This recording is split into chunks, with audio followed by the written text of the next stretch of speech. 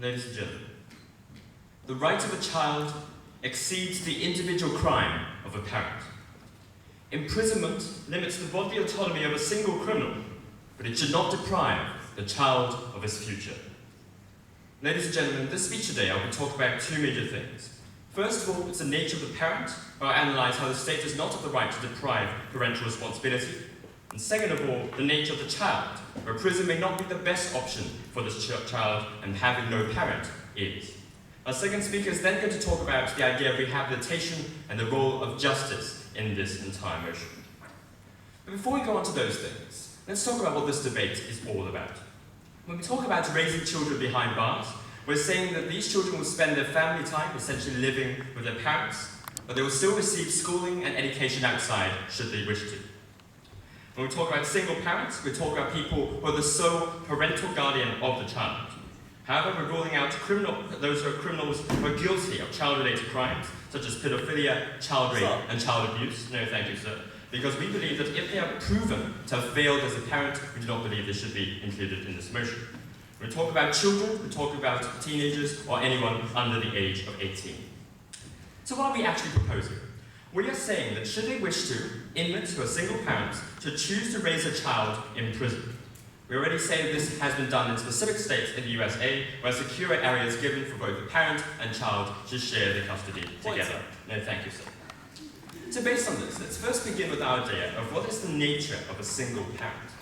We believe that by its very nature, a single parent is the only person of legal custody of this child. We say that in nearly every country in the world, a parent takes full-scale development of this child is given towards the responsibility of this particular parent. Now, in this we say that in fact, criminality is not mutually exclusive with the parental's right. What we're saying here, let's look closely at this, because we say that when we look at criminality, what exactly is criminality? We say that when you're a criminal, you're depriving an individual right for his individual wrongdoing. In the case of imprisonment, it's depriving them of bodily autonomy because of harms towards society. And we say that yes, of course, the state can do so, because this is an individual responsibility they bore. This was something they did to society, they should bear it themselves. But what exactly is a parental right? We say that in fact parental rights are interactive rights, where parents are tightly connected with the child itself. We say this is a private link, not necessarily directly related to the social life. But take a moment, sir. And we say that in fact this interactive right is exceptionally strong. We say that in fact these children are directly dependent on parental care, and we don't see how the state could deprive them. I'll prove to you later on. Yes, sir? We don't want children growing up in the care of kidnappers and murderers. Well, as I'll prove to you later on in my own substantive, in fact, staying out of prison and actually without a parent would actually result in more crime, not less. But let's go on with my own current substantive on the idea of what parental rights actually are. Because we say that in fact, as I already said, it's exceptionally strong. And we say that in fact that criminal instincts are somehow not exactly related to parental instincts. They're separate. Look at the example, no thank you sir, in the USA of a legal system, where husband and wives could actually go to prison in visitations and they have the right to have sex or any form of intimacy in this case. We say that in fact what we're seeing is a separation of their roles in society. Now, being a criminal does not necessarily mean that they couldn't do everything else as their role and responsibility as a parent, as a husband, and as a wife. And we say that in fact it's because of this nature as an interactive responsibility, the state could not deprive this particular right. Essentially in this point what we're proving is this. It's that criminality does not entail the removal of parental responsibility. So based on this, let's go on to our second idea, the nature of children.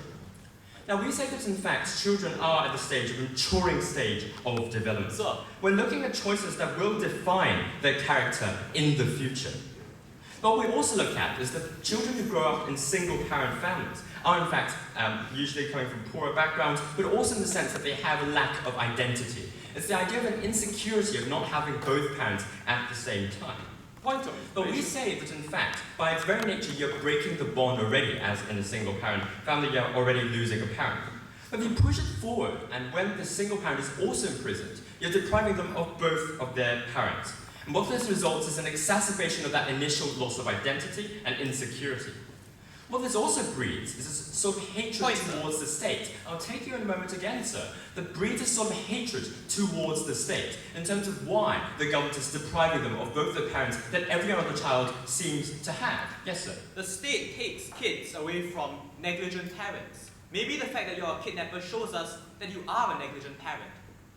Well, ladies and gentlemen, we do not believe, as I proved earlier on, that criminal responsibility and a crime completely unrelated to the child could be directly related to how you treat the child. Again, ladies and gentlemen, criminal instincts and parental instincts cannot be assumed to be the same thing. Going on, ladies and gentlemen, when we talk about breaking the bond of a parent, what this also breeds is the idea of seeking for another form of authority. This is where we actually breed the most crime, not less, ladies and gentlemen.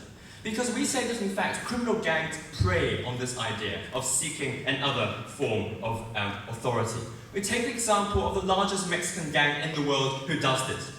Their name? La Familia, the family, ladies and gentlemen. It is when the state deprives these children of their family, and when they have the instinctive nature to look for another form of authority, that criminals actually prey on this. And we say that the reason for this is very simple.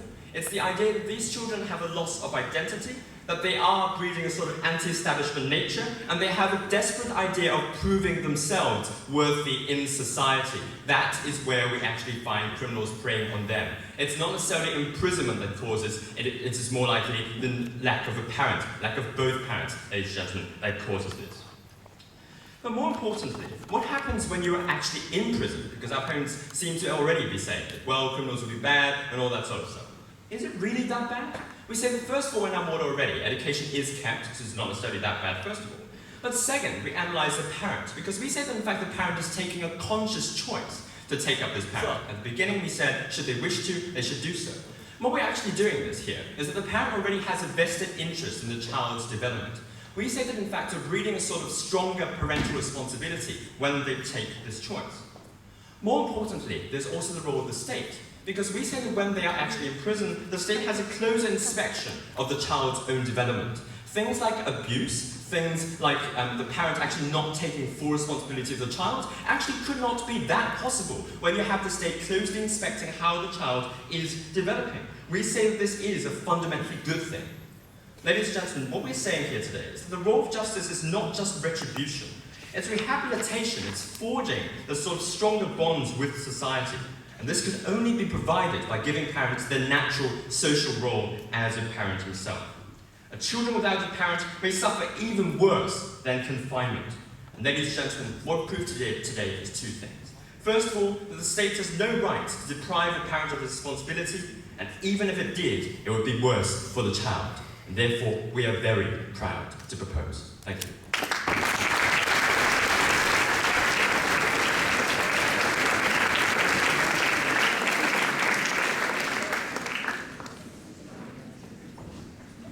Do I stop the police picture?